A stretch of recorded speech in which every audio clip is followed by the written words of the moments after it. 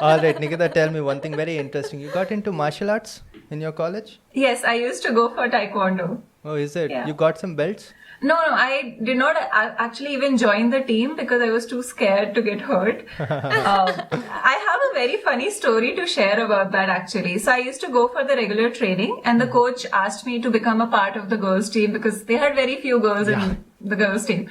But I said, no, I'm too scared. Isme lagbhag jayegi. I'll break some bones. I don't want to do that. And my face, I don't want to get injured. Then one day during the sports fest, they couldn't find anyone to participate in the under 46 kg category.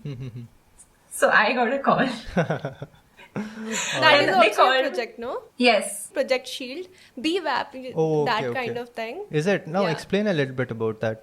What did you do? So BWAP stands for Beauty with a Purpose, and the project Shield that I initiated was my project, which focuses on imparting self-defense techniques to women, and just because safety of women in this country is a joke right now, honestly. And so I really wanted to do something about it. Like, I think every female has faced this, so it's relatable to a lot of people. And I thought that anything other than that, like when we were thinking about what should be the cause that I stand for, I thought I don't connect to anything more strongly than women's safety. And so I decided that I would tie up with a martial arts academy in Hyderabad, and together we would, because I'm not a professional martial artist or something, but I do have some experience. Yes. And I remembered, like in college, they used to teach us just like if a guy attacks you, this is what you can do. And even after that, we know that biologically women are not stronger than men. If 4 guys come and attack a female, no matter how much self-defense you know, you will still struggle to protect yourself. And so it's not just women who have to be prepared, also men. So we also included like boys in those classes. Alright. Because when you talk about the problems in the society, sometimes I've noticed in families where, say, you're a single child and you're a boy. If you don't have a sister, you are so unaware of the problems that females face.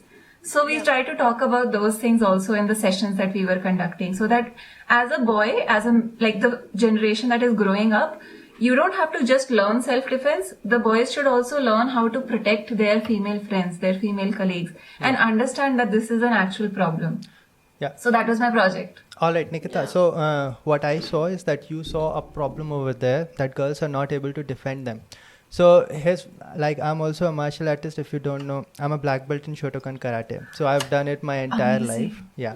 So that is why I'm having experience. And me and Komal has talked a lot about how girls should get into martial arts. So we are in the same domain, same page.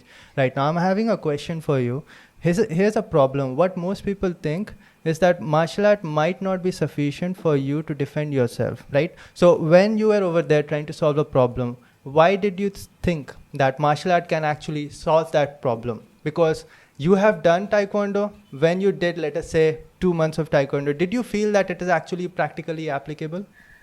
To give my honest opinion, I don't think what I was learning in those classes is, that's not exactly how someone's going to attack me.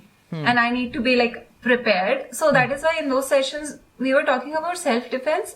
But then also I think more than being prepared, it gives you the confidence that when you're outside, you don't feel helpless, you know something. But then apart from that, we would also, educate the girls and the boys about apps, the fact that you should carry pepper spray and pocket knives. And it is sad that women have to do that, but I would say do that. Have SOS numbers on your phone. And there are so many apps where you can send emergency notifications. So we talked about everything. Because I know for a fact martial arts in reality might not be helpful. Sometimes you won't be able to just protect yourself based on those skills. And not everyone is that, experienced or that practiced enough also.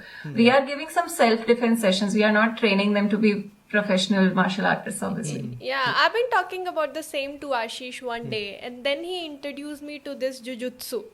He said this is practically applicable. You can defend yourself using jujutsu. I would love to know more about that. That is why I got out of this karate after black belt. I did not train further because there are 10 levels to black belt also. I think that those traditional martial arts are not that applicable. I've done taekwondo also, and the same goes with taekwondo also. What is the speciality about jiu-jitsu, no? So there's a person called Mitsuyo Maeda who was in Japan, and he basically traveled throughout the world. And he also knew that a particular traditional martial art is not going to be sufficient for a one-on-one or one-to-many combat. So he has gone to Brazil, then he has even gone to America, mixed it with boxing, mixed it with wrestling. Yeah. And in 1993, something very striking happened, is that a 70 kg jiu-jitsu person was defeating a 110 kg wrestler. So that shocked the world. So it is a general saying that a bigger martial artist is always going to defeat a smaller martial artist. So size does matter. If both are educated, then a bigger person has the advantage. Yeah. But the technique has, if that is in almost a scientific level, if you know that, then it will be much more helpful. So jiu-jitsu is one of that martial art. And to be honest, India does not have a fair share of jiu-jitsu. So I had one trainer who was from Brazil actually. And because of lockdown, he actually moved back. So he was a black belt. India does not really have black belts who are really trained in Brazilian jiu-jitsu, right? Yeah. So that is why it is little bit scarce over here. Yeah. But something is better than nothing. If Yeah. you're trained, that gives you a fitness, that gives you a confidence. Yeah. And like you rightly said, that it is a lot about confidence. So that is what happened with Komal once. We have Yeah. discussed this in podcast. Now once she was in a cab and the map was not working actually. And I was having the location and the cab was going completely opposite direction. And that was near airport, you know. Yeah, Airport Delhi is airport. completely aloof and completely isolated place. So he Yeah. was going in Yeah. another direction. Actually, we found out later that it was a problem with the app. But obviously, we will be scared to death in that Yes. situation. It was 9 9:30, o'clock, 9:30. 9:30 at night, right? And we hear these cases. So Komal was so scared at that point, no, that she was not able to talk to me. Forget about fighting. She was not able to talk to me over call. She was shaking. So that is when we decided that we need to get her into martial arts also. The next day, we ordered a pepper spray for her and all those good stuff. Yeah. All right. So now I'm into martial art. I can literally defend myself because he's teaching me jujutsu and all. And those are literally practical moves. You can easily use them when someone is attacking you, if someone is trying to molest you or anything. Yeah. It will seriously help. I think you should Wow. also So include I that think- in your I think project. that I'm is- saying, Ashish, I need to be your student. Please teach me.